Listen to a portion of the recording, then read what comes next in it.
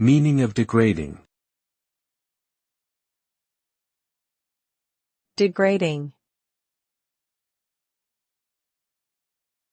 Degrading.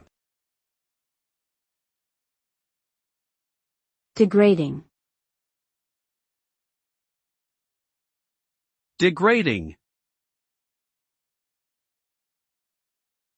The term degrading is generally used to describe a situation or action that causes something or someone to deteriorate or lose value, quality, or status. It can refer to physical decay or decline, as well as to the erosion of moral or ethical principles. The result of degrading behavior or conditions is often negative and harmful, leading to the breakdown of systems, relationships, or structures. Degrading actions can also cause psychological harm, such as reduced self-esteem and a sense of worthlessness. Ultimately, degradation undermines human dignity and violates basic human rights.